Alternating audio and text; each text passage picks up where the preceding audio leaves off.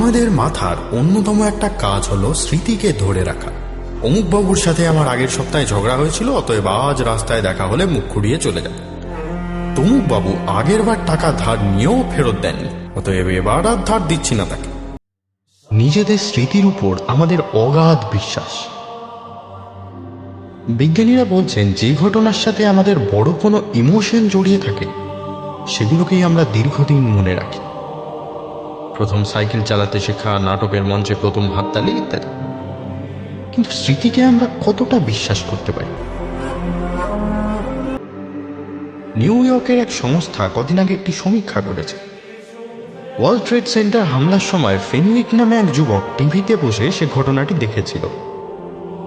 তাকে সেই অভিজ্ঞতার বিবরণ লিখতে বলা, অর্থাৎ দেখার সময় আপনার পাশের লোক কি করছিল, আপনি কি করছিলেন ইত্যাদি। সে কতটা মনে করতে পারছে মিলিয়ে দেখার জন্য তার পাশে যারা ছিল তাদের সাথেও যোগাযোগ করা হয়। ফেনউইকের অধিকাংশ বিবরণই ভুল, কিন্তু তার থেকেও বড় আশ্চর্যের ব্যাপার, ঘটনার সময় যে 6 জন তার পাশে ছিল বলে ফেনউইক লিখেছে তার মধ্যে একজন সে দেশেই ছিল না, অপরজন 2001 সালে ফেনউইককে চিনতই না। অর্থাৎ এরপর আপনার স্মৃতিকে আপনি কতটা বিশ্বাস করবেন সে আপনার ব্যাপার। শুনতে থাকুন মিডনাইট হরর স্টেশনের গল্প সেলফি।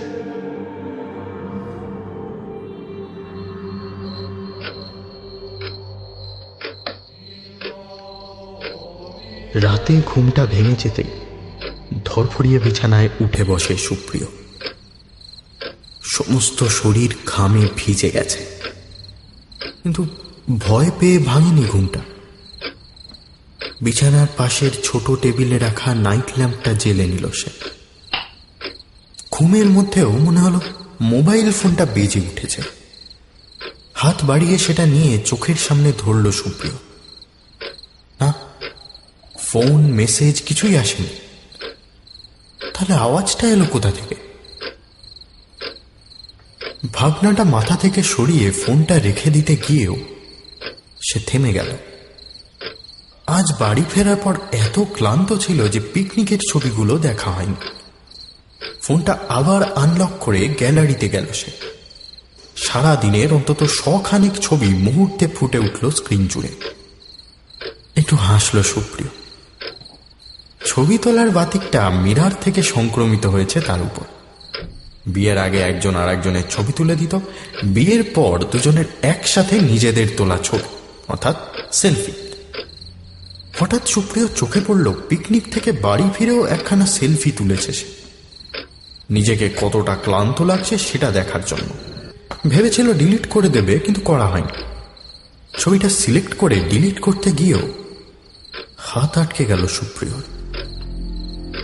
ফোনটা আরেকটু চোখের সামনে এনে 2 আঙুলে জুম করে কিছু দেখার চেষ্টা করলো ছবিটা। হ্যাঁ, একটা চাপা আর্তনাদ তার গলা চিরে পেরিয়ে এসে ঘরের নিস্তব্ধতায় ছড়িয়ে পড়ল। হাত থেকে খসে পড়ল ফোনটা। গলাটা আবার শুকিয়ে যাচ্ছে, সমস্ত শরীর ঠান্ডা হয়ে আসছে। কাঁপা কাঁপা হাতে টেবিলের উপর থেকে জলের গ্লাসটা তুলে নিয়ে খানিকটা জল গলায় ঢালল সে।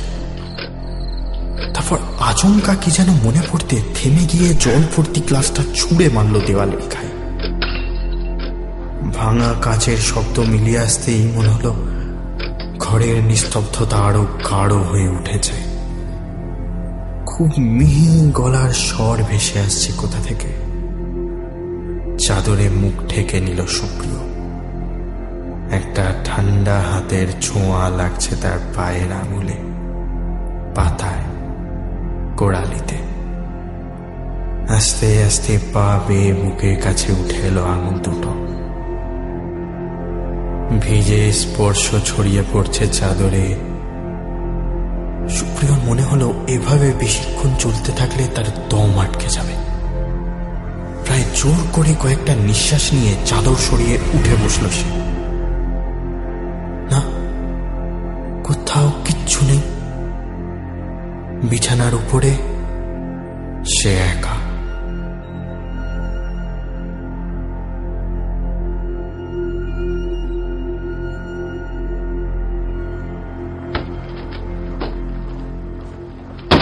দরজা খুলে সুপ্রিয়কে দেখেই অরূপের মুখের হাসিটা মিলিয়ে গেল। সে যে আজ সকালে আসছে সে কথা আগে ফোন করে জানায়নি। তাকে পা থেকে মাথা অবধি দেখে নিয়ে একটা দীর্ঘশ্বাস ফেলে অরূপ বলল, ভিতরে আয়। মাথা নিচু করে ধীরে ধীরে ভিতরে ঢুকে এলো সুপ্রিয়। ঘরটা আগের থেকে আরো বেশি অগোছালো হয়ে আছে। চেয়ারটা উঠাও। কয়েক পা হেঁটে গিয়ে বিছানার উপরেই বসে পড়ল সে।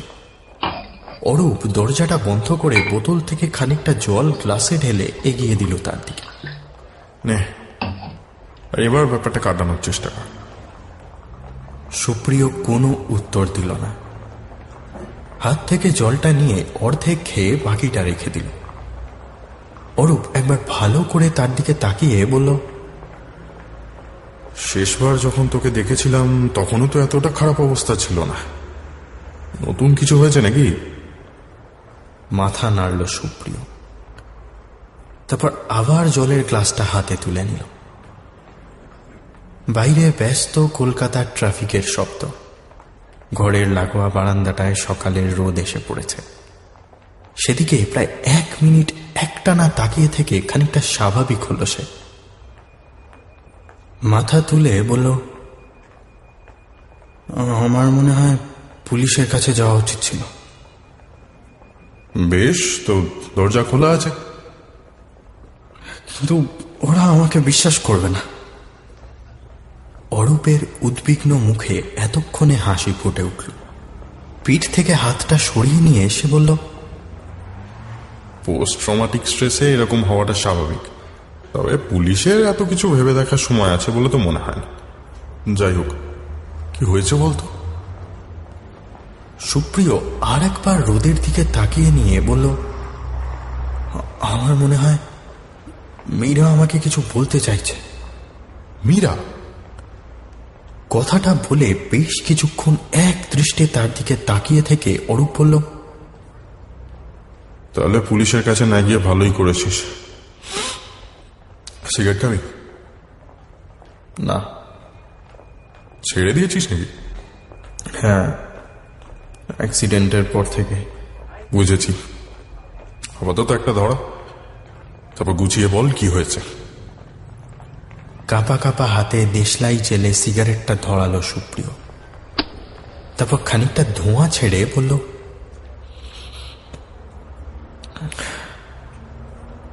কাল সারা রাত ঘুম হয়নি আমার। ঘুমের ওষুধ খেয়েও না। 2টো নাগাদ আলো জেলে ছাদি গিয়ে পায়চারি করেছি ভোর না হওয়া অবধি। শুধুমাত্র ভয়ে। ভয়ে? এই বয়সে পৌঁছেও যে সারা রাত শুধু ভয়ে জেগে কাটাবো সেটা আগে ভাবিনি কোনোদিন। কিন্তু কিসের ভয়? অরূপের মুখের দিকে একবার তাকিয়ে আবার মাথা নামিয়ে নেয় সুপ্রিয়। তারপর সেইভাবেই বলে, মীরা ফিরে এসেছে অরূপ। ও আমাকে কিছু বলতে চায়।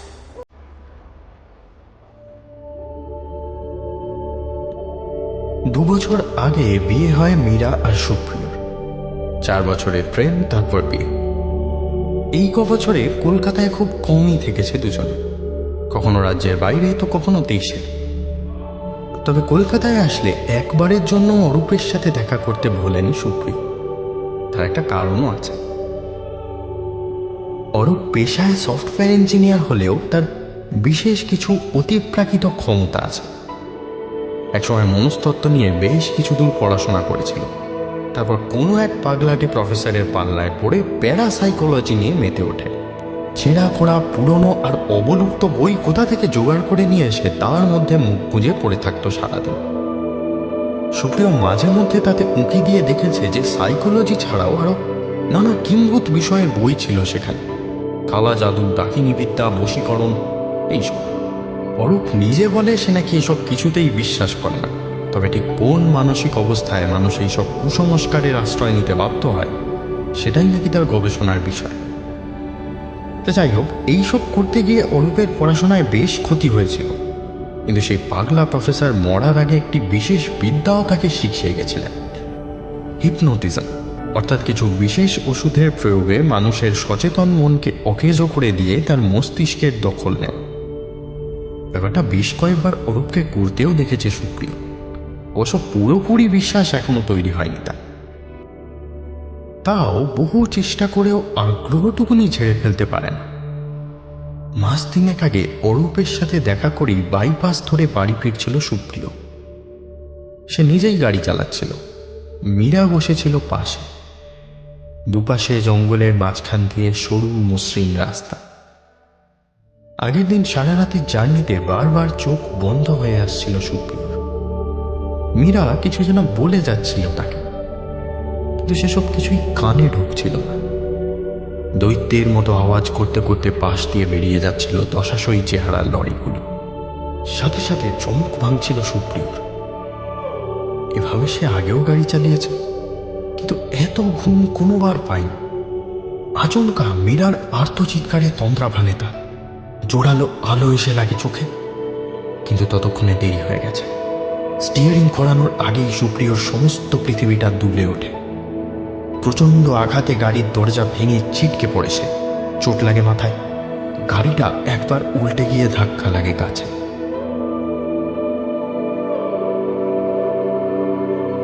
হসপিটালে জ্ঞান ফেরার খানিক পরে খবরটা পায় সে। গাড়ির ভিতরেই স্পট ডেথ হয়েছে মীরা। অ্যাক্সিডেন্টের কথা আবছা মনে পড়ে তার। মাথায় চোট পাওয়ার ফলে বেশ কিছু স্মৃতি বিলুপ্ত হয়েছে। সমস্তটা ঝাপসা, কিছু বিক্ষিপ্ত ছেঁড়া ছেঁড়া দৃশ্য। রাস্তা থেকে কোনো রকমে উঠে গাড়ির কাছে পৌঁছেছিল সে। মীরার মুখটা রক্তে ঢেকে দেখা যাচ্ছিল না ভালো করে।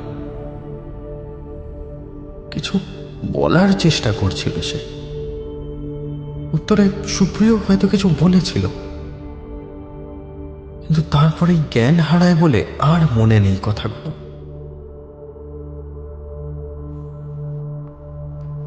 সিগারেটটা শেষ করে উঠে পড়ে অরূপ। তারপর বারান্দার দিকে এগোতে এগোতে বলে, আমার মনে হয় তোর বাড়িটা পাল্টানো দরকার। সুপ্রিয় এতক্ষণ মাথা নিচু করে বসেছিল। এবার বিছানায় পিঠ এলিয়ে দিয়ে বলল, তোর যে বিশ্বাস হবে না আমি আগেই জানতাম। আমারও হয়নি। তাও যদি সত্যি পাগল হয়ে গিয়ে থাকি তাহলে সবার আগে সেটা তোকেই জানাতে ইচ্ছা করলো। আচ্ছা, মীরা যে ফিরে এসছে সেটা বুঝলি কি করে? সুপ্রিয় জামার পকেট থেকে মোবাইল ফোনটা বের করে তার দিকে এগিয়ে দিয়ে বলল, ছবিগুলো দেখ। পাসওয়ার্ড দেখাম করিস না তো। একটু হেসে ফোনটা নিল অরূপ। তারপর খানিক নাড়াচাড়া করে বলল,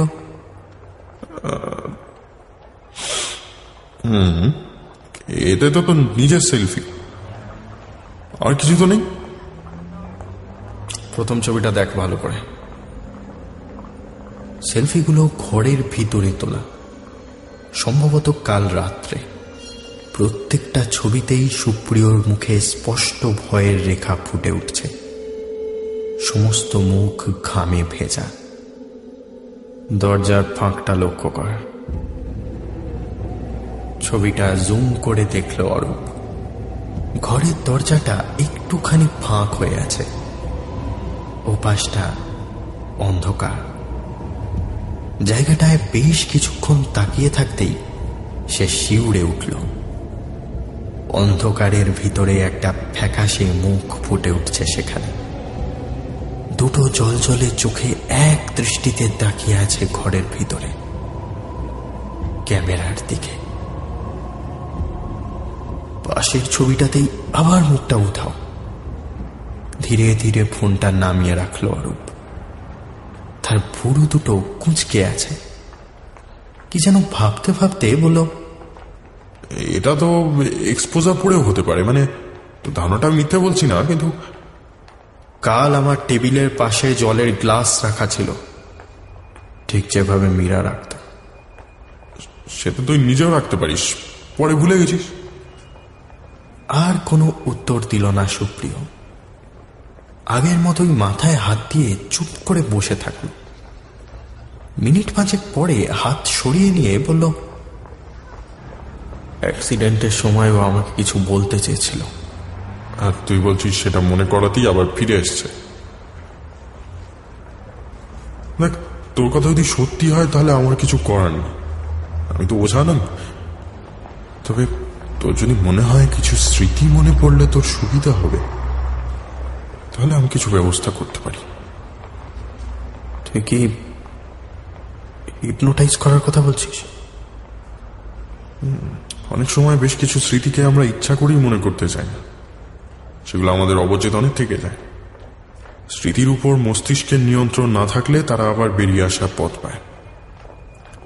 মুহূর্তে বিছানা ছেড়ে উঠে দাঁড়ালো সুপ্রিয়।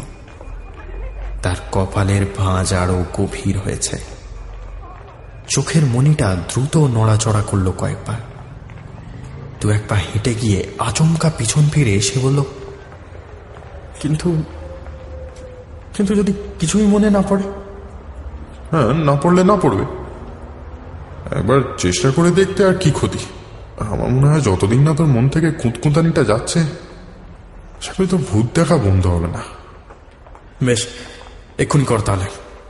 এক্ষুনি? কেন, অসুবিধা আছে? না, আমার কি অসুবিধা? একটা ওষুধের ব্যাপার, সেটাও আমার কাছেই আছে। বেশ, তাহলে তাই কর। I want an immediate answer.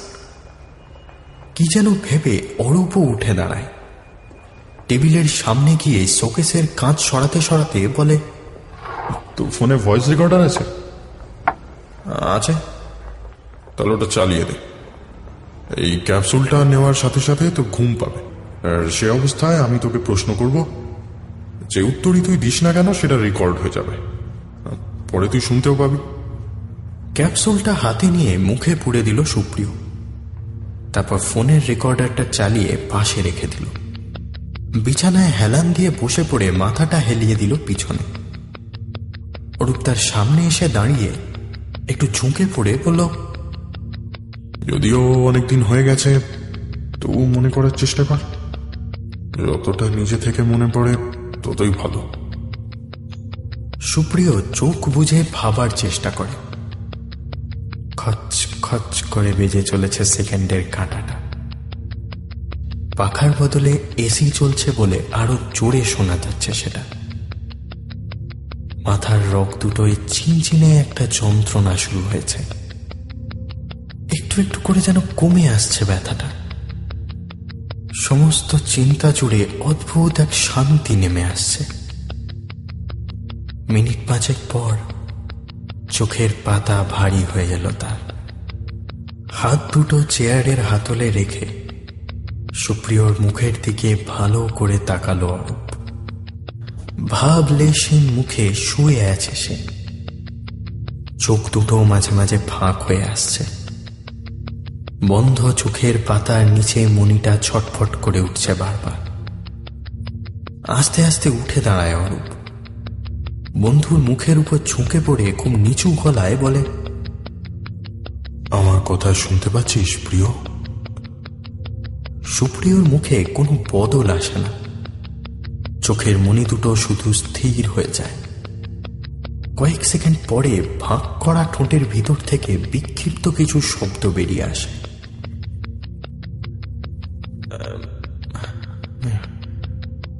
Meera Meera ফিরে এসেছে। কাল কাল অরূপ বোঝে মনের উপর ব্রেনের নিয়ন্ত্রণ হারিয়েছে বলে মনস্থির করতে পারছে না সে। বরঞ্চ যে ব্যাপারটা সচেতন মনে তাকে ভাবিয়ে তুলেছিল সেটাই ফিরে এসছে মনের পর্দায়। অ্যাক্সিডেন্টের রাতের কথা মনে পড়ছে তোর?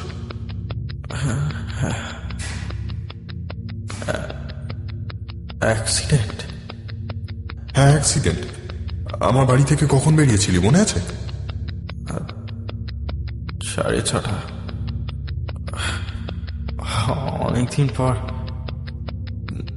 নেশা করেছিল। মীরা জানত না। অরূপের ঠোঁটের কোণে একটা হাসির রেখা ফুটে উঠেও মিলিয়ে যায়। তারপর তারপর তারপর অন্ধকার। চাঁদের আলোয় ঠেকে আছে রাস্তাটা। আমি গাড়ি চালাচ্ছি, আর মীরা মীরা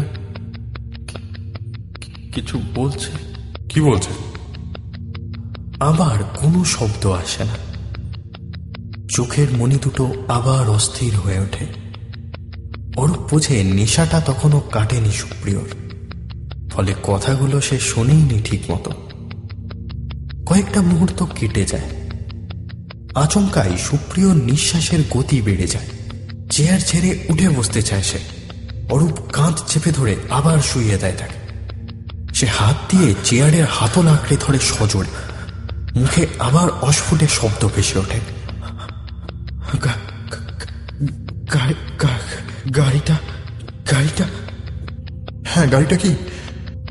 মনে করার চেষ্টা কর প্রিয়। শুনতে পাচ্ছিস কিছু? মনে মনে মনে কর মনে কর একটা বিরাট বিরাট নীল রঙের লরি। হ্যাঁ, লরিটা ধাক্কা দিয়েছে তোরে। মীরা কোথায়? মীরা মীরা গাড়ির ভেতরে। মীরা গাড়ির ভেতরে, আর আমি বাইরে পড়ে আছি। আমি আমি বুকে হেঁটে এগিয়ে যাচ্ছি ওর দিকে। ওর মুখটা লাল, রক্তে লাল। হ্যাঁ, কি বলছে ও? বলছে বলছে আমি ছটফটিয়ে বার কয়েক কেঁপে ওঠে সুপ্রিয় শরীরটা। কপালের শিরাগুলো ভয়ানক রকম ফুলে উঠেছে। তবু থামে না অরূপ। কি বলছে? মনে কর কি বলছে?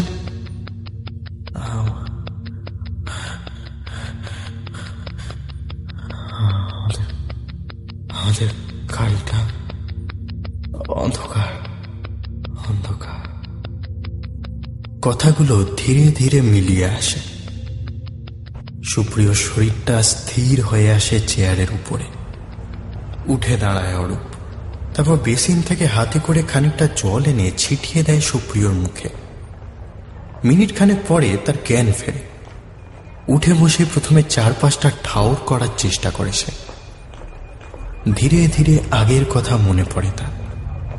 অরূপের দিকে তাকিয়ে ঘুম জড়ানো গলায় জিজ্ঞেস করে, হয়ে গেল সব? অরূপ নতুন করে একটা সিগারেট ধরাতে ধরাতে বলে, হলো কিনা আমি বুঝতে পারছি না, নিজেই শুনে দেখ। মোবাইলের রেকর্ডিংটা বন্ধ করেনি অরূপ। সুপ্রিয় সেটা স্টপ করে প্লে বাটনটা টিপে কানের পাশে রেখে শুনতে লাগলো। মনে মনে মনে কর মনে কর। আসল জায়গায় গিয়েই থেমে গেলি। শোনা শেষ হতে ফোনটা আবার পকেটে ঢোকাতে ঢোকাতে সুপ্রিয় বলল, অর্থাৎ সেই স্মৃতিটা একেবারেই মুছে গেছে মাথা থেকে। তাও ঠিক বলা যায় না, তবে যদি কোথাও থেকে থাকে সেটা আমার আয়ত্তের বাইরে। সুপ্রিয়কে চিন্তিত দেখায়। ভালো করে এখনো ধাতস্থ হয়নি সে। কি যেন ভাবতে ভাবতে বলে, ধাক্কাটা লাগার পরেই তো আমি গাড়ি থেকে পড়ে যাই, মাথায় চোট লাগে। হ্যাঁ, তাই তো শুনেছি। কিন্তু তখনই জ্ঞান হারাই না। আমার ধারণা চোট লাগার পরেও মিনিট 10 জ্ঞান ছিল তো। অথচ সেই সময়টার স্মৃতিটা কিছুতেই মনে পড়ছে না। খানিকটা পড়ছে, মানে মীরা যে তোকে কিছু বলতে চাইছিল সেটা তো মনে আছে? সেটা আচ্ছা। কি যেন ভাবতে ভাবতে চুপ করে যায় সুপ্রিয়। ওরা বুঝতে পারে তাকে এই মুহূর্তে বেশি ভাবনা চিন্তার মধ্যে ঠেলে দেওয়া উচিত হবে না। আমার মাথায় তো আর কোনো উপায় আসছে না, তবে একটা কাজ করে দেখতে পারিস। কি কাজ? মাথা তুলে জিজ্ঞেস করে সুপ্রিয়। অ্যাক্সিডেন্টটা যেখানে হয়েছিল সেখানে একবার নিজে গিয়ে দেখে আসতে পারিস, যদি কিছু মনে পড়ে। আমিও তাই ভাবছিলাম। আর ততদিন দরকার হলে আমার এখানেই থাকতে পারিস, অন্তত রাতটা। তাতেই বা কি লাভ? বিয়ের আগে ওকে কথা দিয়েছিলাম মৃত্যুর পরেও আমরা একসাথে থাকবো। সেই কথাটাই হয়তো রাখতে হবে আমাকে। আবল তাবল কথা বন্ধ করতো। বিরক্ত হয়ে কথাটা বলল অরূপ, অথচ কথাটা কানে যেতেই সুপ্রিয় চোখের মনি স্থির হয়ে গেল। হাত তুলে তাকে থামিয়ে দিয়ে বলল, দাঁড়া দাঁড়া, কি বললি এক্ষুনি? বললাম মাঝে মাঝে কথা না, আজে বাজে নয়, আবল তাবল। হ্যাঁ, তাতে কি হলো? কি জানি, কি একটা কবিতার কথা মনে পড়লো হঠাৎ করে। মন দিয়ে কবিতাটার কথাই যেন ভাবার চেষ্টা করলো সে। মিনিটখানেক সেইভাবে চুপ করে থেকে আচমকা চেয়ার ছেড়ে উঠে পড়ে বলল, আচ্ছা আজ চলি তবে, দেখা যাক কি হয়। অরূপ তাকে দরজা অবধি এগিয়ে দিয়ে বলল, যাবে কি সে? সুপ্রিয় শুকনো হাসি হেসে বলল, গাড়িটা তো আর নেই, ট্যাক্সি ধরে নেব। বেশ, তবে আমার কথাটাও মনে রাখিস, ভয় পেলে আমার দরজা খোলা আছে। থাক, 4 বছর প্রেম করেছি, মেরে যদি ফেলতে চায় তো ফেলুক। সে বেরিয়ে যেতে দরজা বন্ধ করে বারান্দায় এসে দাঁড়ায় অরূপ। বাইরেটা আপাতত খানিকটা শান্ত হয়েছে। রোদ কমে গিয়ে আকাশের এক কোণে খানিকটা মেঘ জমাট বেঁধেছে। ভুরু কুঁচকে সেই দিকে তাকিয়ে থাকলো অরূপ। অদ্ভুত একটা খটকা বারবার খোঁচা দিচ্ছে তাকে। কোথায় যেন একটা ভুল হয়ে যাচ্ছে। ভুটে সে বিশ্বাস করে না। মীরাকে যদি সত্যি দেখা গিয়ে থাকে তবে সেটা সুপ্রিয়র আলো আধারী স্মৃতি আর অবসন্ন মনের ইলিউশন। কিন্তু তাই যদি হয় তাহলে খামোকা মিথ্যে বলছে কেন সুপ্রিয়? 2-1 ফোঁটা জল অরূপের কপালে এসে পড়ল। কালো মেঘটা জমাট বেঁধে ধীরে ধীরে ছড়িয়ে পড়ছে আকাশের গায়ে। বৃষ্টি আসছে।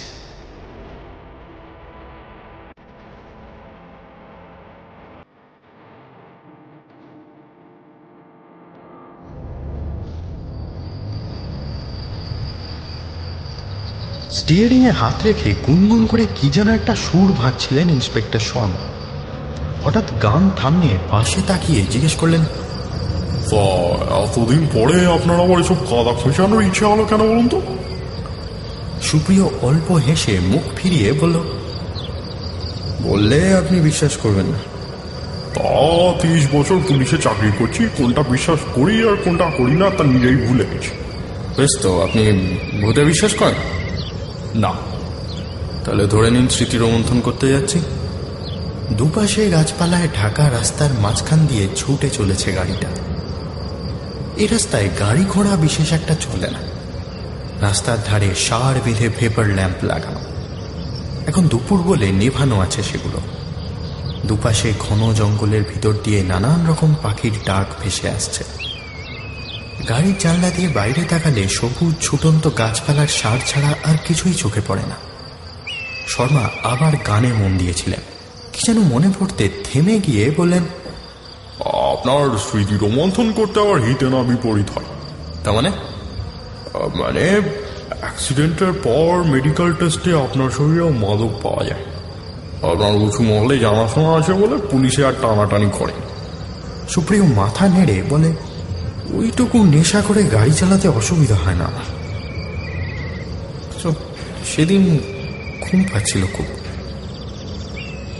এইটাই আশ্চর্য, লরি বা বড় জাতীয় গাড়িতে ধাক্কা খেলে সামনের সিটে যারা বসে আছে তাদের দুজনেরই মারাত্মক আঘাত লাগে।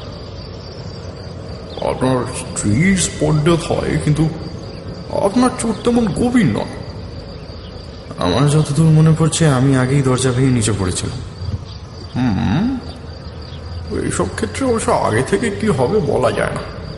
ধাক্কাটা কিভাবে লেগেছে, কতটা জোরে লেগেছে, সেসবের তো আর সাক্ষী নাই। লরিটা সিজ করতে পেরেছেন? সে কি আর এ তল্লাটে থাকে? ট্রাফিকের মাঝখানে মেরে দিয়ে চলে যাচ্ছে, আর এ তো জনশূন্য রাস্তা। রাস্তার একটা বিশেষ জায়গায় এসে গাড়িটা দাঁড় করিয়ে দিলেন শর্মা। তারপর বাইরেটা দেখিয়ে বললেন, এখানেই হয়েছিল অ্যাক্সিডেন্ট, দেখুন কি মনে পড়ে। এতক্ষণ সামনের দিকেই তাকিয়েছিল সুপ্রিয়। কথাগুলো কানে যেতে সোজা হয়ে বসল সে। গাড়িটার ঠিক পাশেই একটা ল্যাম্প পোস্টের আধখানা ভেঙে আছে, উপরের অংশটা নেই। তার পাশেই একটা নতুন ল্যাম্প পোস্ট লাগানো হয়েছে। সেদিকে তাকিয়ে সুপ্রিয় হেসে বলল, এর মধ্যে নতুন লাগিয়ে ফেলেছে। এই সব জায়গায় রাস্তায় আলো না থাকলে দিনে একটা করে অ্যাক্সিডেন্ট হয়। গাড়ি থেকে নামতে যাচ্ছিল সুপ্রিয়, হঠাৎ সামনে তাকাতেই সে থেমে যায়। বুকের ভিতরটা কেমন যেন ছ্যাঁত করে ওঠে তার। খানিক দূরে লম্বা রাস্তাটা একটুখানি বাঁক খেয়েছে। কয়েকটা গাছপালার এগিয়ে আসা ডালপালায় খানিকটা ঢাকা পড়েছে রাস্তাটা। সেদিকে তাকিয়ে থাকতে থাকতে অজানা একটা ভয় এসে চেপে ধরল সুপ্রিয়কে। তার শুকনো মুখের দিকে তাকিয়ে শর্মা জিজ্ঞেস করলেন, ব্যাপার কি? ওদিকে তাকিয়ে আসেন যে? কি জানি, মনে হচ্ছে এক্ষুনি কিছু একটা বেরিয়ে আসবে ওখান থেকে। কি আবার বেরিয়ে আসবে? সামনের রাস্তা তো ফাঁকা। তা জানি, তাও বারবার মনে হচ্ছে। শর্মা একটা বড় সড়ো দীর্ঘশ্বাস ফেলে বললেন, সেটা স্বাভাবিক কিছু নয়। সেদিন এখানেই অ্যাক্সিডেন্টটা হয়েছিল, লরিটাও বোধহয় ওখান থেকেই বাঁক নিয়ে ধাক্কা মেরেছিল আপনাদের। সেই ভয়টাই রয়ে গেছে। তা তো বুঝলাম, কিন্তু কিন্তু কি? কিছু না, বাইরে আসুন। গাড়ি থেকে দুজন বাইরে বেরিয়ে গাছের ফাঁক দিয়ে মাথার উপর নীলচে আকাশ চোখে পড়ছে। আশপাশের বাতাস যেন থমকে দাঁড়িয়ে আছে এখানে। চারিদিকে তাকিয়ে গাছপালার জঙ্গল ছাড়া আর কিছুই চোখে পড়ল না সুপ্রিয়র। আপনার গাড়িটা কোথায় পড়েছিল মনে আছে? না। ওই বাঁকটার কাছে, আর আপনি এই ল্যাম্প পোস্টের কাছে। ল্যাম্প পোস্টটা ভালো করে দেখতে দেখতে সুপ্রিয় বলল, চোখে যা দেখেছি প্রায় কিছুই মনে নেই, খালি কিছু কিছু শব্দ মনে পড়ছে। কিরকম শব্দ? মানে এ ধরুন মীরার আর্তনাদটা, লরির হর্ন, আর কি যেন ভেবে চুপ করে যায় সুপ্রিয়। শর্মা ভুকুটি করে বলেন, কি?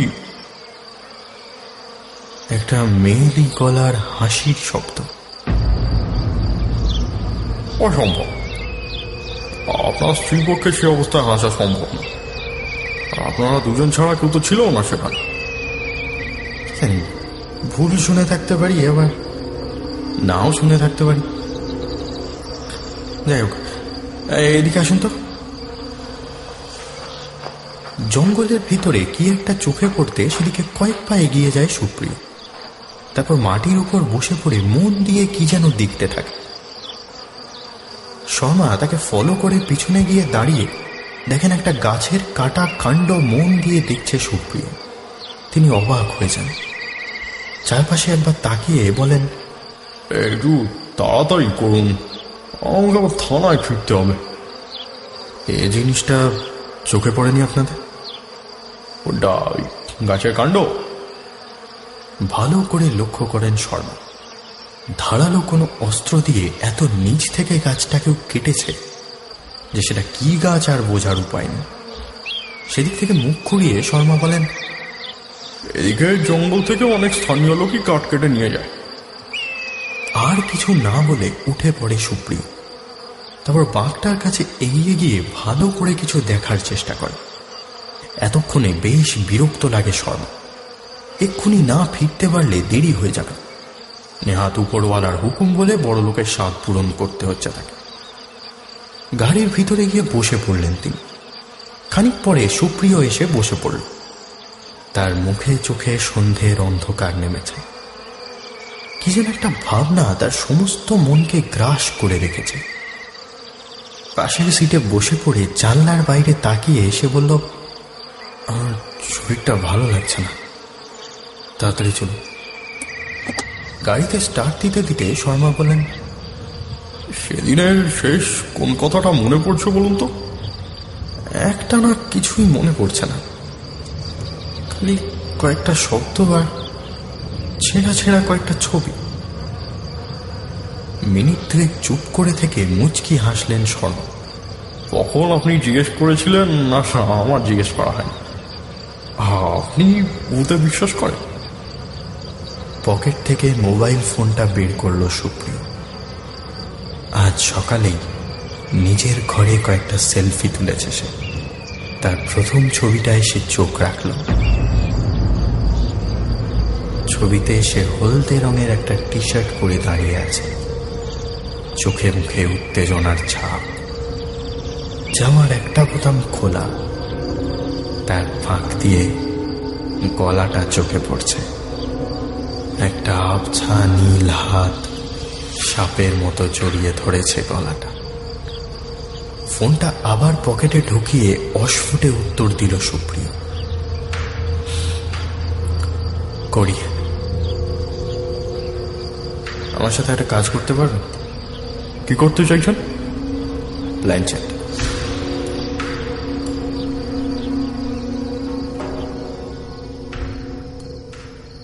প্ল্যানচেট? ইম্পসিবল। কিসে ইম্পসিবল? এই জিনিস আগে করিসনি তুই?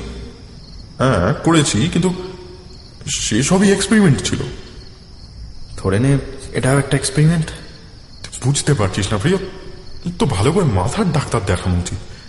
অ্যাক্সিডেন্টে স্পট ডেথ হয়েছে মেয়েটার, আমি নিজে দেখেছি লাশ। আর আমার ফোনের ছবিগুলোও তুই দেখেছিস? আরে ইন্টারনেট ঘেঁটে দেখ, ওরকম হাজারটা ছবি আছে। এই ছবিগুলো আমার নিজের তোলা। ওর যত দিন যাচ্ছে একটু একটু করে আমার কাছে সরে আসছে। সেদিন ওই 10 মিনিটে ঠিক কি হয়েছিল যদি জানতে না পারি, ভয়ে যাবে না আমার মন থেকে। সেটা জানার উপায় প্ল্যানচেট না।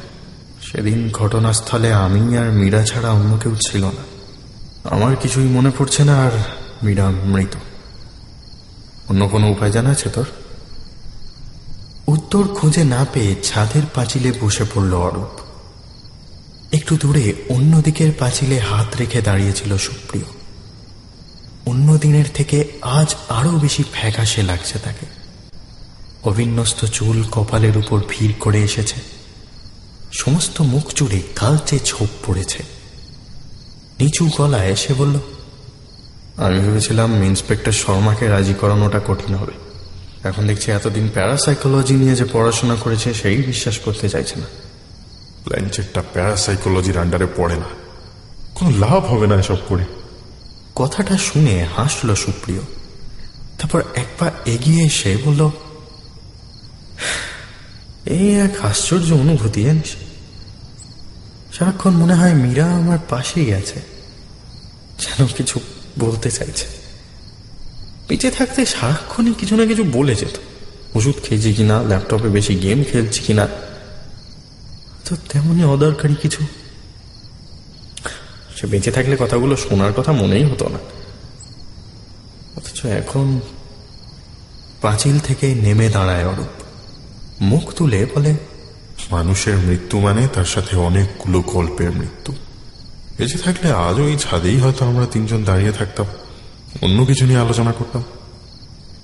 আলোচনা হতো না। মীরা থাকলে গোটা সময়টা ঘাড় বেঁকিয়ে বুড়ো তুলে হাসির মতো মুখ করে সেলফি তুলতো খালি।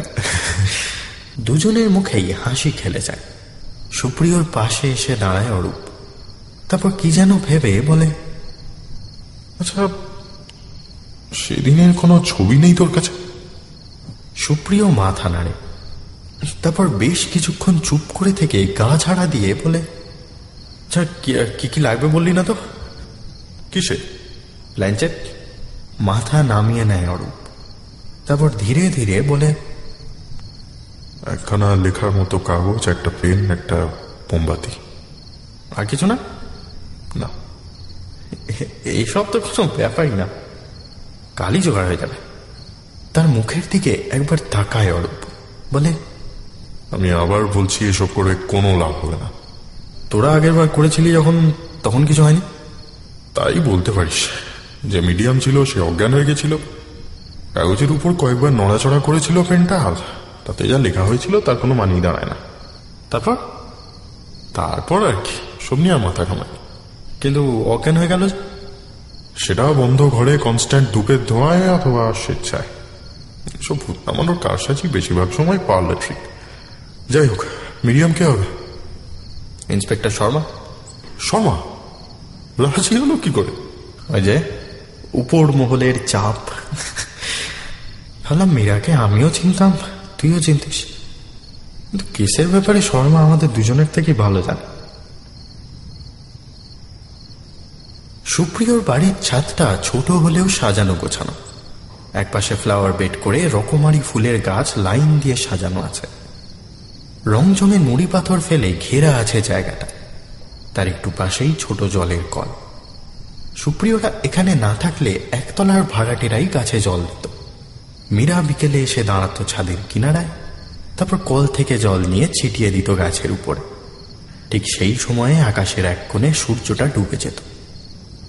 আজও ঠিক একইভাবে ডুবতে চলেছে সূর্যটা। মাটির বুক ছুঁয়ে একটু একটু করে কুয়াশা উঠে আসছে উপরে। একটানা ঝিঝির ডাক ক্রমাগত বিকেলের মৃত্যু ঘোষণা করছে। মীরার ফোনটা পেয়েছিলি তুই? অন্যমনস্ক হয়ে কি যেন ভাবছিল সুপ্রিয়। আচমকা প্রশ্নে সম্বিত ফিরল তার। হ্যাঁ পেয়েছিলাম, কিন্তু সেটা একেবারেই নষ্ট হয়ে গেছে। কি এত ভাবছিস বলতো? সুপ্রিয়র অন্ধকার মুখের দিকে তাকিয়ে জিজ্ঞেস করে অরূপ। তার ভুরু দুটো আশ্চর্য রকম কুঁচকে আছে। দূর প্রান্তে তাকিয়ে ধীরে ধীরে এসে বলল, বারবার একটা কবিতার কথা মনে পড়ে যাচ্ছে। কি কবিতা? সেদিন তোকে বললাম না, আবল তাবলের কবিতা। বাড়ি এসে বইটা নিয়ে বসেছিলাম, হঠাৎ একটা কবিতায় চোখ আটকে গেল। পরশু রাতে স্পষ্ট চোখে দেখনু বিনা চশমাতে, পান্তভূতের জ্যান্ত ছানা করছে খেলা জোৎস্নাতে। পুরোটা মনে আছে তোর? তো সে কোন ছোটবেলায় পড়েছে, কিন্তু এর সাথে মীরার কি সম্পর্ক? জানি না। আচ্ছা, তুই তো সাইকোলজি নিয়ে পড়াশোনা করেছিস এককালে, আমাকে একটা কথা বলতো। কি কথা? আমরা আমাদের কোন ইন্দ্রিয়টাকে বেশি বিশ্বাস করি, চোখ না কান? অবশ্যই চোখ। এর সাথে একটা মজার ব্যাপার আছে। কিরকম ব্যাপার? দেখ, সৃষ্টির শুরু থেকে মানুষ যার সাথে কথা বলতো তাকে চোখেও দেখতে পেত। হাজার হাজার বছর ধরে এই নিয়ম চলে এসছে। ব্যাপারটা আমাদের মাথার মধ্যেও গেঁথে গেছে। কিন্তু বছর 50 হলো আমরা রেডিও, মোবাইল, টেপ রেকর্ডার এইসব হাতে পেয়েছি। এখন কথা বলতে গেলে আর সামনে এসে দাঁড়াতে হয় না। আমরা সেটা মানিয়ে নিয়েছি, কিন্তু আমাদের ব্রেন এখনো সেটা অ্যাডাপ্ট করেনি। ফলে গলার আওয়াজ শুনলেই সে শরীর খোঁজার চেষ্টা করে। ভেবে দেখ, আমরা রেডিও জকিদের গলা যখন শুনি তখন মনে মনে তাদের একটা চেহারা কল্পনা করি। চেহারা দেখলে গলার আওয়াজ কল্পনা করার চেষ্টা কিন্তু ততটা করি না। সে আর বলতে, আমি ছেলেবেলায় একজনের গলা শুনে ভাবতাম তাকে আমির খানের মতো দেখতে। পরে বড় হয়ে তার যে চেহারা দেখলাম সে আর বলার মতো নয়। তা সে যাই হোক, কথা শুধু মানুষের গলা নয়, অপরিচিত যে কোনো শব্দ শুনলে আমরা আগে তার উৎস খোঁজার চেষ্টা করি। উৎস খুঁজে পেলাম তো ভালো, নচেত আন্দাজে কিছু একটা মিলিয়ে নেওয়ার চেষ্টা করি। না মেলাটা আমাদের ব্রেনের কাছে এতটাই অস্বস্তিকর যে আন্দাজটাকেই সে প্রতিষ্ঠিত সত্য বলে মেনে নেয়। এতক্ষণে আরো ঝাঁপিয়ে নেমেছে সন্ধেটা। দূরে হাই রাইজ ফ্ল্যাটের আলোগুলো জ্বলে উঠছে একটু একটু করে। তাতেই চিকচিক করে চলছে সুপ্রিয়র চোখ। 3 মাস আগে ঠিক এরকমই কোনো এক সন্ধ্যায় গাড়ি চালিয়ে বাড়ি ফিরছিল দুজনে। তারপর থেকে সকালে জ্ঞান আসা অব্দি সবকিছুই খুঁট পাকিয়ে আছে। একটা তীব্র বেগে ছুটে আসা লরির ধাক্কা, রক্তে ভেজা মুখ, মেয়েলি গলার হাসি, গাছপালার ফাঁক দিয়ে মাথার উপর গোল চাঁদ। হঠাৎ সুপ্রিয়র শিরদাঁড়া দিয়ে ঠান্ডা একটা স্রোত খেলে গেল। অস্ফুটে উচ্চারণ করল সে, সেদিনের ঘটনায় আমি আর মীরা ছাড়া আরো একজন সাক্ষী আছে। সে কি? কে সে? চাঁদ। সেদিনও এরকমই চাঁদ উঠেছিল আকাশে। নিজায় আবার ভুলভাল বকতে শুরু করেছিস। অরূপের পিছন পিছন সিঁড়ির দিকে পা বাড়ায় সুপ্রিয়। তার মুখ থেকে একটু আগের বিষণ্ণতা মুছে গেছে।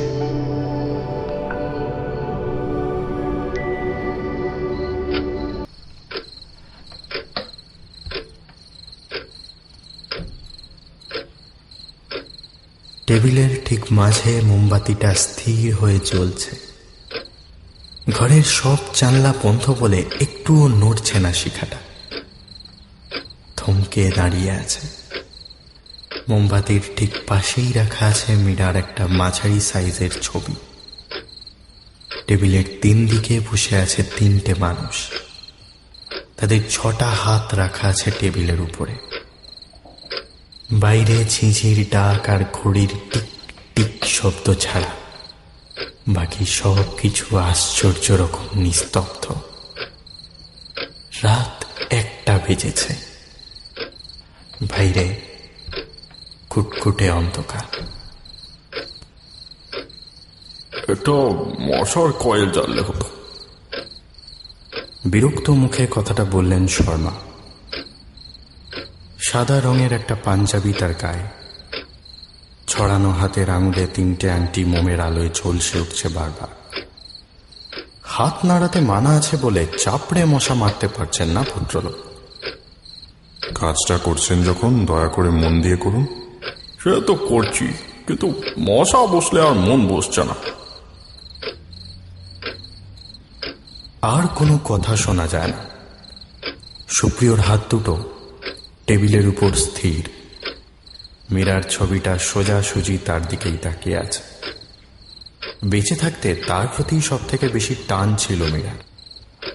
আর চোখে মাঝে মাঝে তার দিকে তাকাচ্ছে অরূপ। এই কদিনে যেন অনেকটা বদলে গেছে সুপ্রিয়। একসময় যে ছেলে ভগবানে অবধি বিশ্বাস করত না, সে আজ প্ল্যান চেটে বসেছে। ইতিমধ্যে ঘণ্টাখানেক কেটে গেছে, বলার মতো কিছুই ঘটেনি। অরূপ আগেই বলেছিল 2টো অবধি যদি কিছু না হয় তাহলে উঠে পড়তে হবে। মনে মনে সে জানে 2টো কেন, ভোর 4টে অবধি বসে থাকলেও লাভ কিছুই হবে না। অথচ চোখের সামনে মীরার ছবিটা আছে বলে তার কথা মনে পড়ে যাচ্ছে বারবার। মশাটা মারতে পারেন? সুপ্রিয়র গলার আওয়াজ শুনে মুখ তুলে তাকায় অরূপ। ইন্সপেক্টর শর্মার গালে একটা মশা বসেছে। রক্ত খেয়ে বেশ ফুলেছে সেটা। অথচ একটু আগে ধাতানি খেয়ে মশাটা মারতেও পারছে না ভদ্রলোক। আর একবার কথাটা বলতে যাচ্ছিল সুপ্রিয়। অরূপ হাতের ইশারায় তাকে থামিয়ে দেয়। নিচু গলায় প্রায় ফিসফিস করে বলে, মিস্টার শর্মা। শর্মার চোখ এখনো সম্মোহিতের মতো মোমবাতির আলোর দিকে স্থির। মাছের মতো নিষ্পলক চোখে চেয়ে আছে তার। শরীরের সমস্ত রক্ত যেন পাথরের মূর্তির মতো থমকে দাঁড়িয়েছে। ইম্পসিবল কথাটা উচ্চারণ করে অরূপ। তারপর টেবিলের এক পাশ থেকে এক টুকরো কাগজ তুলে রেখে দেয় তার হাতের নিচে। আপনি শুনতে পাচ্ছেন মিস্টার শর্মা? ইন্সপেক্টর শর্মা। ফাঁকা ঘরে অরূপের গলার স্বর প্রতিধ্বনিত হতে থাকে। কোনো উত্তর আসে না। মশাটা শরীর ভারী করে এতক্ষণে নিজেই উড়ে গেছে। এতক্ষণে সুপ্রিয়র গলা শোনা যায়। কেউ এসেছেন? স্থির ছবি থেকে তাকিয়ে এখনো হাসছে মীরা। তার গালের কোলবে এখনো হলুদ আলো নামছে, চোখ দুটো ছায়ায় ঢাকা। খসখস আওয়াজ হতে কাগজের উপর চোখ পড়ল দুজনের। কয়েকটা সরু রেখা ফুটে উঠছে সেখানে। ইংরেজি বা বাংলায় তার কোনো মানে দাঁড়ায় না। সাদা কাগজের মাঝ বরাবর কয়েকটা কালো রেখা একটানা ইচ্ছে মতো ছুটে চলেছে। মীরা নামটা উচ্চারিত হতেই থেমে যায় কলমটা। কাগজটা সরিয়ে আর একটা নতুন কাগজ গুজে দেয় অরূপ। পাথরের মূর্তি আবার স্তব্ধ হয়ে যায়। সুপ্রিয়র টেবিলের উপর রাখা হাত দুটো কেঁপে উঠছে বারবার। প্রায় বন্ধ হয়ে আসা নিঃশ্বাসের তলায় আবার শব্দ শোনা গেল। তুমি কি কিছু বলতে চাও আমাকে? কয়েক সেকেন্ড কোনো উত্তর এলো না।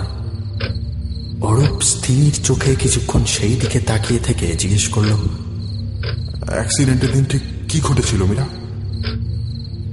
একটুখানি নড়ে উঠল পেনটা, সাথে হাতটাও। তারপর যে ঘটনাটা ঘটল তাতে দুজনেরই বুকের রক্ত জমে ঠান্ডা হয়ে গেল। ইন্সপেক্টর শর্মা চারটে আঙুল ছুরির মতো আঁকড়ে ধরল পেনটাকে। তারপর ক্রমাগত আঘাত করতে লাগলো সাদা কাগজের উপরে। পাশবিক হিংস্রতায় যেন ছিঁড়ে ফেলতে চাইল সমস্ত কাগজটাকে। ভয়ে বেশ খানিকটা পিছিয়ে এসেছিল।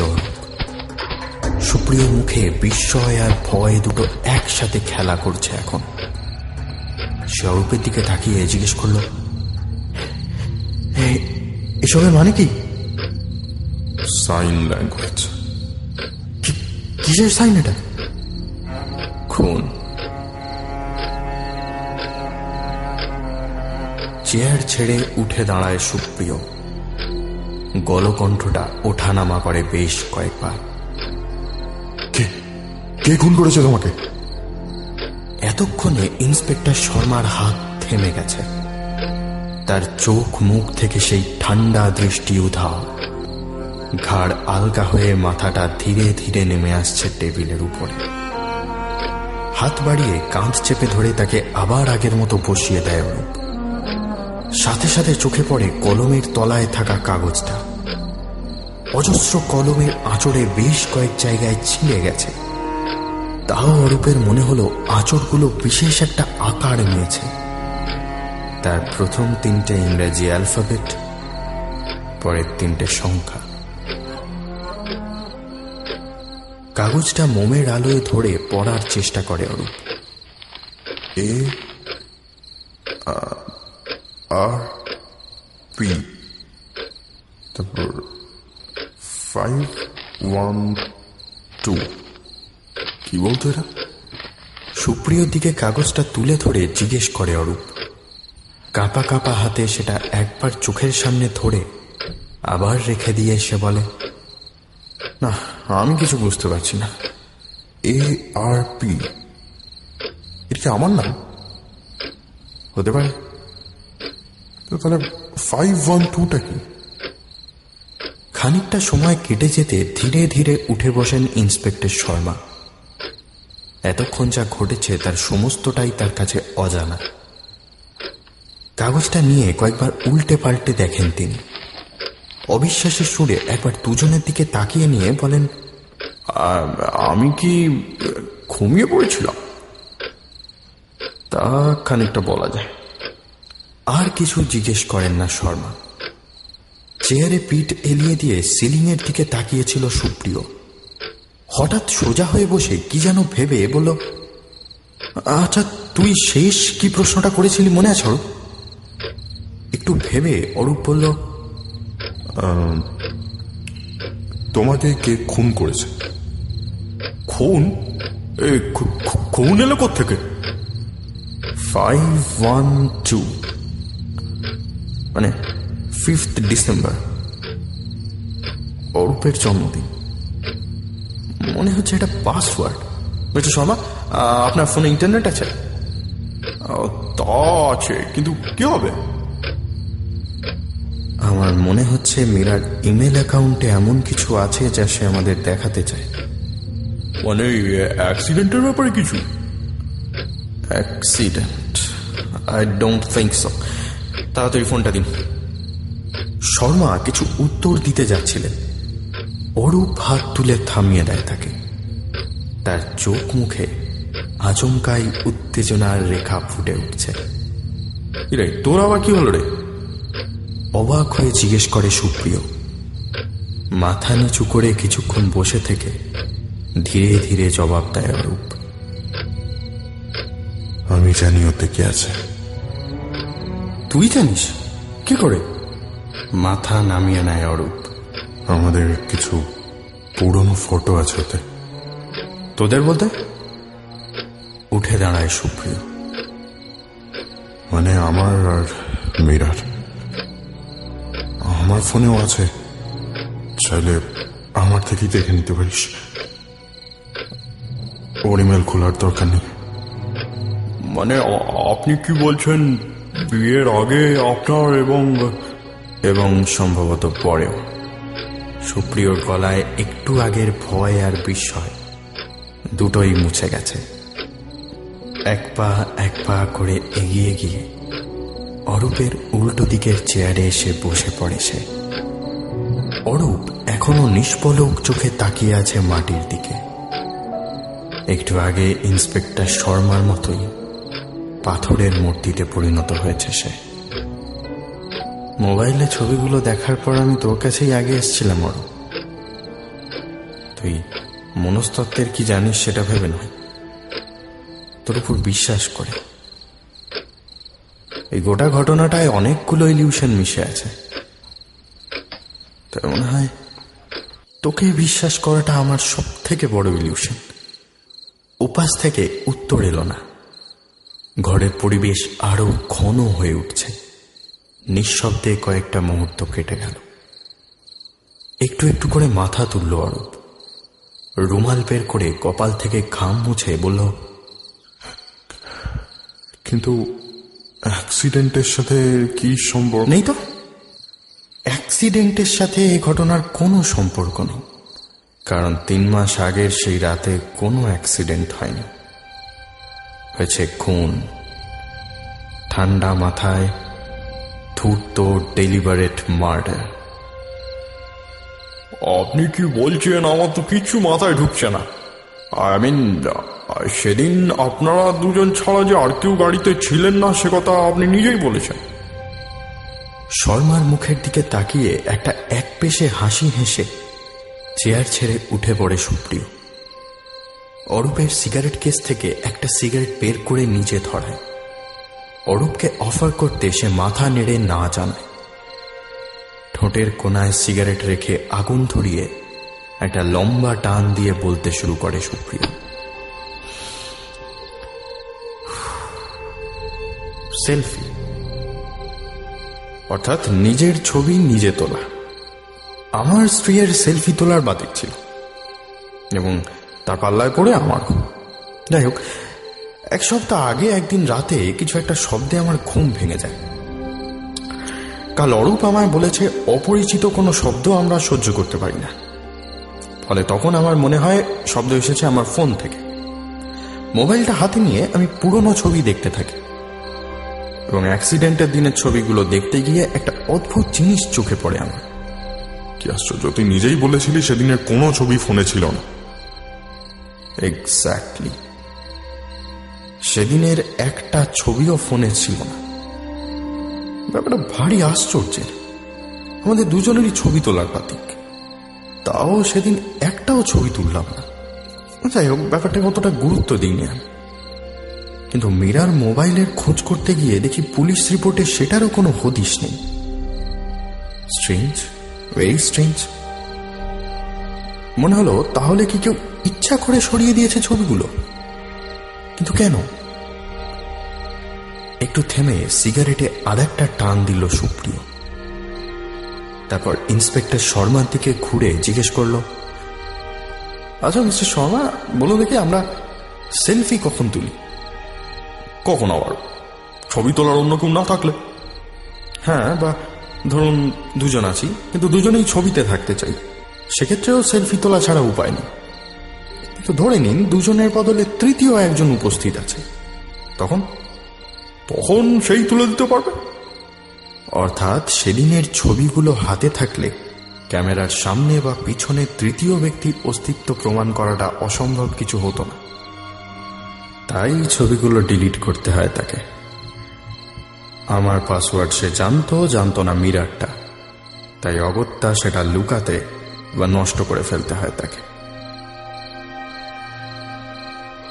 মানে আপনি বলছেন সেদিন আপনাদের সাথে তৃতীয় কোনো ব্যক্তিও ছিল? কিন্তু তোর সেলফিগুলোতে যে মিরার। প্রশ্নটার উত্তর দেয় না সুপ্রিয়।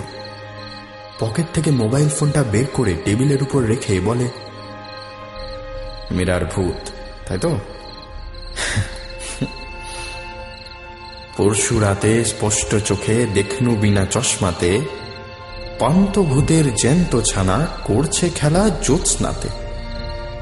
ভূতেদের সাধারণত চাঁদের আলোতেই দেখা যায় এবং তারা কেবলমাত্র সাদা জামা কাপড় পরে থাকে। এর একটা কারণ আছে, সে যাই হোক। আমি অরূপকে প্রথম দিন ঘটনাটা জানাতে সে আমাকে হিপনোটাইজ করে এবং হিপনোটাইজড অবস্থায় আমি যা যা বলি সমস্ত রেকর্ড করে। এবার এইটা ভালো করে শুনে দেখুন। গাড়িটা হ্যাঁ, গাড়িটা কি? মনে করার চেষ্টা কর প্রিয়, শুনতে পাচ্ছিস কিছু? মনে মনে মনে কর একটা বিরাট বিরাট নীল রঙের লরি। নীল রঙের লরি। চাঁদের আলোয় ঝলমলে রাত ছিল সেদিন। লরি দেখতে পাওয়াটা অস্বাভাবিক কিছু না, কিন্তু মুশকিল হলো রংটা নিয়ে। চাঁদের আলো রূপালি ছাড়া অন্য কোনো রং প্রতিফলিত করতে পারে না, তাই জ্যোৎস্নায় লরি দেখা গেলেও তার রং দেখা অসম্ভব। তাছাড়া ছিল সোডিয়াম ভেপারের হলুদ আলো, তাতেও রং দেখা যায় না। অর্থাৎ সেদিন অ্যাক্সিডেন্টের সময় আমার পক্ষে গাড়ির রং দেখতে পাওয়া অসম্ভব। তার মানে তুই নিজেই মিথ্যে বলছিস? প্রথমে আমারও তাই মনে হয়েছিল, ব্যাপারটার ব্যাখ্যা খুঁজে পাচ্ছিলাম না কিছু। কিন্তু তারপর প্রশ্নটা লক্ষ্য করতেই অদ্ভুত একটা সম্ভাবনার কথা মাথায় আসে আমার। সুপ্রিয় আঙুলের ছোঁয়ায় আবার আগের জায়গাটা চালিয়ে দেয়। গাড়িটা হ্যাঁ, গাড়িটা কি? মনে করার চেষ্টা কর প্রিয়, শুনতে পাচ্ছিস কিছু? অর্থাৎ এই প্রশ্নের উত্তরে আমি যা বলেছি সবই আমার শোনা বয়ান। একটি বিশেষ পদ্ধতিতে আমার মাথায় গেঁথে দেওয়া হয়েছিল শব্দগুলো, যাকে মনোবিজ্ঞানের ভাষায় বলে সাপ্রেশন অ্যান্ড সাবস্টিটিউশন। আমি মনোবিজ্ঞানী নই, কিন্তু নিজে যতটা বুঝতে পেরেছি ততটাই বলছি। ধরুন আপনি এমন কোনো কাজে যাচ্ছেন যেখানে আপনাকে নরহত্যা দেখতেই হবে, যেমন ধরুন যুদ্ধ বা কারো ফাঁসি হওয়া, অথচ আপনি সেখানে গিয়ে না দাঁড়ালেও নয়। ফলে এই ধরনের ঘটনার আগে ডাক্তারবাবু আপনার শরীরে বিশেষ এক ধরনের সাইকোঅ্যাক্টিভ ড্রাগ ইনজেক্ট করে। এতে প্রাথমিকভাবে আপনার মাথার যন্ত্রণা শুরু হবে, বারবার ঘুম পাবে এবং সবথেকে বড় কথা, আগামী 1 ঘন্টায় যা যা ঘটবে তার সমস্তটাই আপনার মাথা নিজে থেকেই মুছে ফেলবে। সেদিন মাদকের সাথে আমার শরীরে এই ড্রাগটাই ঢুকিয়ে দেয় অরূপ। অসম্ভব, সেদিন আদৌ কোন ড্রাগ নিসিনি তুই। আমি সেদিনই জানতাম হিপনোটাইজড অবস্থায় ভুল বলছিস তুই। সেটার প্রমাণ আছে আমার কাছে। সুপ্রিয়র মুখে একটু আগের হাসিটা আবার ফিরে আসে। সে আগের মতোই বলতে থাকে, হয়তো সেদিন অরূপের বাড়িতে থাকতেই অরূপকে সম্পর্ক শেষ করার কথা বলেছিল মীরা। সে মুহূর্তে আপত্তি করেনি অরূপ, অন্তত মুখে কিছু বলেনি। আমাদের সাথেই গাড়িতে ওঠে, মীরাও আপত্তি করে না, হয়তো ছবিও তোলে ওরা, আমার মনে থাকার কথা না। তারপর চলন্ত গাড়িতেই মীরার মাথায় শক্ত কিছু দিয়ে আঘাত করে। প্রথমবার আঘাতে মীরা আর্তনাদ করে ওঠে, সেই ভয়াবহ চিৎকারটুকুনি আবছাভাবে আমার স্মৃতিতে থেকে যায়। এরপরে আমার মাথাতেও আঘাত করতে শুরু করে, তবে পুরোপুরি খুন করে না, তার দরকারও ছিল না। এবার কিন্তু বাড়াবাড়ি করছিস তুই। চেয়ার ছেড়ে উঠে দাঁড়ায় অরূপ। একটা হিংস্র ভাব ধীরে ধীরে ফুটে উঠছে তার মুখে, মোমের আলোতেও বিস্ফারিত হয়ে জ্বলছে চোখ দুটো। তার ফয়সালা পরে হবে না হয়, আপনি বলে যান। তবে এগুলো অবশ্যই আমার আন্দাজ। মাথায় ভারী কিছু দিয়ে আঘাত করার পর মীরার মৃত্যু হয়। সে আগে থেকেই জানতো যে এই ঘটনার কথা আমার মনে থাকবে না, কিন্তু খুন একটা হয়েছে। আমি যে সে খুন করিনি সেটা সহজেই প্রমাণ হয়ে যাবে। পুলিশও খুনের তদন্ত শুরু করবে, অর্থাৎ ঘটনাটাকে অ্যাক্সিডেন্টের মতো সাজানো দরকার। কিন্তু কিভাবে? দুদিন আগে ইন্সপেক্টর শর্মার সাথে আমি ঘটনাস্থলে যাই। বাঘের দিকটায় তাকাতে আশ্চর্য রকম ভয় লাগে আমার। অবচেতনে মনে হয় এক্ষুনি একটা লরি বেরিয়ে এসে ধাক্কা দেবে আমাদের। অর্থাৎ সেদিন রাতেও ঠিক ওইখানেই আমাদের অ্যাক্সিডেন্টটা হয়। ব্যাপারটা ভাবতেই আশ্চর্য একটা খেয়াল এসে আমাকে চেপে ধরে। সেদিন রাতে অ্যাক্সিডেন্ট হওয়ার সময় আমরা জোরে গাড়ি চালাচ্ছিলাম, অথচ ভয়টা আমার লাগে গাড়িটা বাঁকের মুখে স্থির হয়ে দাঁড়ানোর পর। চলন্ত গাড়িতে কিন্তু ভয়টা লাগেনি আমার। তাহলে অ্যাক্সিডেন্টের সময় একটা মেয়েলি গলার হাসির শব্দ শুনেছিলাম আমি। অরূপ মেয়ে নয়, মীরা ততক্ষণে হয় অজ্ঞান না হয় মৃত। তাহলে হাসল কে? উত্তরটা দিলেন সুকুমার রায়, এবং আবার সে একই কবিতায়। উঠছে তাদের হাসির হানা কাষ্ঠ সুরের ডাক ছেড়ে, খসখসানি শব্দ যেন করাত দিয়ে কাঠ চেড়ে। অর্ধচেতন অবস্থায় সেদিন কাঠ চেরার শব্দই শুনেছিলাম আমি। শব্দের উৎস বুঝতে না পেরে সেটাই হাসির শব্দ বলে ধরে নি। কিন্তু হঠাৎ কাঠ চিড়তে গেল কেন অরূপ? উত্তরটা সহজ। কিছুক্ষণের জন্য রাস্তার উপর থেকে গাড়িটা সরাতে হয়েছিল তাকে। পাশেই লম্বা গাছের জঙ্গল এবং অন্ধকার, ফলে জঙ্গলের খানিকটা ভিতরে ঢুকিয়ে রাখলে রাস্তা দিয়ে আসা লরির ড্রাইভারের সেটা চোখে পড়বে না। এর মধ্যে একটা গাছ গাড়িটার জঙ্গলে ঢোকার পিছনে বাধা হয়ে দাঁড়ায়। সেই গাছটাই কাটতে হয় অরূপকে। জায়গা মতো গাড়ি দাঁড় করিয়ে আমাকে ড্রাইভারের সিটে আর মীরাকে পাশে বসিয়ে দেয়। আমার কানের কাছে ওই কাল্পনিক শব্দগুলো উচ্চারণ করতে থাকে। নীল গাড়ি ধাক্কা, আমি বাইরে, মীরা ভেতরে, এই সমস্ত, অর্থাৎ মেমোরি সাবস্টিটিউশন। এরপরের কাজ আর কঠিন কিছু না। লরির আওয়াজ শুনে সময় বুঝে ঢাল বরাবর বাঁকের মুখে গাড়িটা ঠেলে দেওয়া, গাড়ির হেডলাইট বন্ধ। তাছাড়া প্রায় জনশূন্য জায়গায় জঙ্গলের ভিতর থেকে আচমকা গাড়ি বেরিয়ে আসবে, সে কথা কোনো ড্রাইভারের পক্ষেই কল্পনা করা সম্ভব না। অতঃপর ভীষণ জোরে ছুটে আসা লরির সাথে ধাক্কা খেয়ে উল্টে পড়ে গাড়িটা। আমি বেঁচে যাই। আমাকে গাড়ি থেকে বের করে রাস্তায় শুইয়ে দেয় অরূপ। ঘটনাটাও কাল্পনিক বয়ানের সাথে মিলে যায়। আমিও নিজের অজান্তেই খুনির শেখানো বুলিয়া উড়ে যেতে থাকি। সেদিন অরূপ হয়তো হেঁটেই বাড়ি ফিরে আসে। বাড়িতে সে একা থাকে, তাই কখন ফিরেছে কারোর হিসেব রাখা সম্ভব নয়। সুপ্রিয় থামতে মিনিট খানেক কোনো কথা ফোটে না কারো মুখে। অরূপের দুটো হাত কপালে জড়ো করা, কোনই দুটো এসে ঠেকেছে টেবিলে। ধীরে ধীরে একটা হাত সরিয়ে এসে মুখ তুলে তাকায়। তুই বিশ্বাস কর, খুন আমি করিনি। সাইকো অ্যাক্টিভ ড্রাগ আমার কাছে থাকে, মীরার মাঝে মাঝে দরকার হলে আমার থেকে নিত। তো সেদিন সেটা বেরও করিনি আমি। তোদের গাড়ি অব্দি ছেড়ে এসেছিলাম, ছবিও তুলেছিলাম, কিন্তু তারপর অ্যাক্সিডেন্টের খবর পাওয়া অব্দি তোদের কোনো খবর জানতাম না। শর্মা হাত তুলে বাধা দেন। আহা, সেসব পরে প্রমাণ হয়ে যাবে, এ তো শুধু থিওরি। তবে এই মুহূর্তে আপনি এক্ষুনি একটা ইল্লিগাল ড্রাগ সাপ্লাইয়ের কথা স্বীকার করেছেন। তারপর একটু থেমে বললেন, কিন্তু একটা ব্যাপার বুঝতে পারছি না, মার্ডার ওয়েপনটা অরূপবাবু পেলেন কোথায়?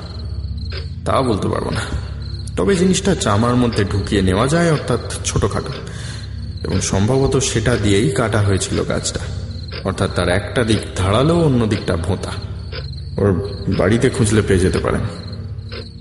রেকিং বার আছে আমার কাছে, কিন্তু তার মানে এই নয় যে আমি খুন করেছি। সুপ্রিয়র দিকে এবার এগিয়ে আসে অরূপ। আহা, ঘাবড়াচ্ছেন কেন? আপনি এখনো অব্দি পোটেনশিয়াল মার্ডার সাসপেক্ট, খুনি তো কেউ বলছে না। কিন্তু ও ছবিগুলো মানে হ্যাঁ, আধ ঘন্টার কাজ, এক রাতেই বানিয়ে ফেলেছিলাম সবগুলো। আর আজকে প্ল্যানচেট? ওটার ক্রেডিট অবশ্য আমার। সেদিন গাড়ি করে ফেরার পথে সন্দেহের কথা আমায় জানায় সুপ্রিয়। আপনি মুখে স্বীকার না করলেও ভিতরে ভিতরে যে অলৌকিকে বিশ্বাস করেন তা আপনার শিক্ষা জীবনের ইতিহাস ঘাঁটলেই জানা যায়।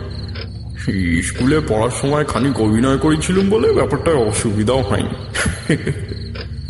মীরার পাসওয়ার্ড আমি জানি না, সে নিজে ছাড়া আর কেউ জানতো না, কিন্তু তোর নাম আর জন্মদিন দিয়ে সে পাসওয়ার্ড করেছে দেখেই তুই ধরে নিস ওটাই আসল পাসওয়ার্ড।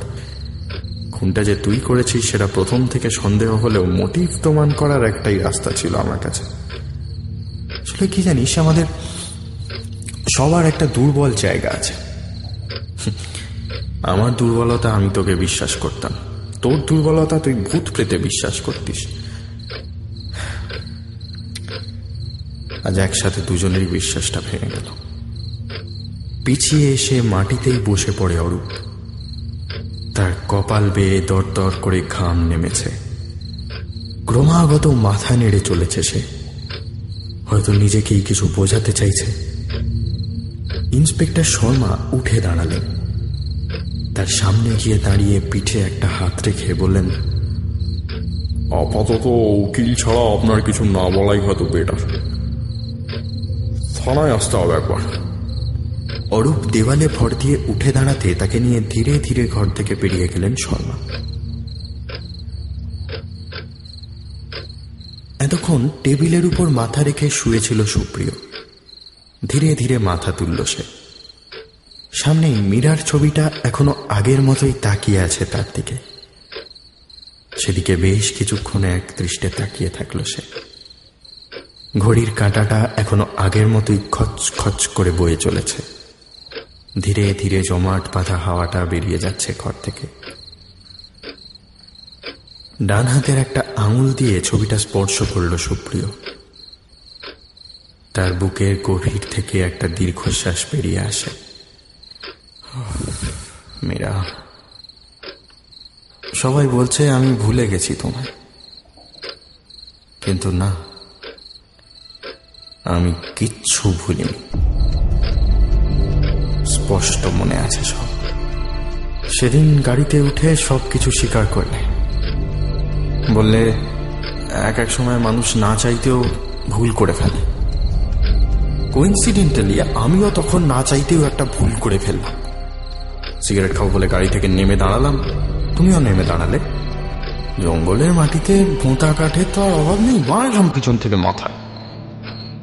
বিশ্বাস কর, একবারের জন্য বেশি মারতে চাইনি আমি। তুমি শালা একটা জীবন ধরার শালা, কিছুতেই মরতে চাও না। 5-6 মারার পর পুরোপুরি থাম। গাছের গুঁড়িটা আগে থেকেই কাটা ছিল। জঙ্গলের ঢাল থেকে গাড়িটা ঠেলে দেওয়ার সময় সেটা চোখে পড়েছিল আমার। সাথে সাথে মনে হয় অরূপের বাড়িতে তো একটা রেকিং বার্ড দেখেছি। জঙ্গলের গাছের তলায় বসে আমি ভাবতে লাগলাম তোমার পুরনো প্রেমিককে কি করে ফাঁসানো যায়। নিউটন গাছের তলায় বসে গ্র্যাভিটি আবিষ্কার করেছিলেন, রবীন্দ্রনাথ নাকি গাছতলায় বসে কবিতা লিখতেন, আর আমি গাছতলায় বসে প্ল্যান বের করলাম। প্ল্যান, প্রথমে ফোন থেকে ছবিগুলো ডিলিট করলাম। গাড়ির গায়ে নিচে মাথাটা ঠুকতে হলো কয়েকবার। প্রেমে যে এত ব্যথা আছে সেটা তখন মাথায় আসে। তোমার ব্যাগে সাইকো অ্যাক্টিভ ড্রাগ ছিল, সবটুকুনি নিজের শরীরে ঢাললাম। জানতাম আগামী 1 ঘন্টা আর আমার কিছু মনে থাকবে না। তারা দরকারি বা কি, পুলিশ রিপোর্টে শরীরে মাদক থাকা নিয়ে কথা। এরপর হিপনোটাইজ করার সময় আমাকে একটা ক্যাপসুল দিয়েছিল, আমি মুখেও ঢুকিয়েছিলাম সেটা, কিন্তু গিলে ফেলিনি। ক্যাপসুল যতক্ষণ না পেটে যাচ্ছে কোনো কাজ হবে না তাতে। ফলে সেদিন সাজানো স্ক্রিপ্টের মতো কথাগুলো বলে যেতে একটু অসুবিধা হয়নি আমার। জানো মীরা, যে কথাটা ভাবলে সব থেকে বেশি মজা লাগছে সেটা হলো নিজের করা খুনের সমাধান আমি নিজেই করলাম, ফেঁসে গেল। তোমার এক্স। তবে যাই বলো, আপাতত তোমার জন্য বেশ খারাপই লাগছে আমার। খুনটা করা উচিত হয়। আসলে তোমাকে ভালোবেসেই করেছি খুনটা। তুমি দ্বিচারিতা করে নরকে যেতে আর আমি ক্ষমা করে স্বর্গে যেতে। মৃত্যুর পর আর দেখা হতো না। যাই হোক, ভালো থেকো। নরকের আগুনে একটু ঝালাপালা হোক। See you in hell.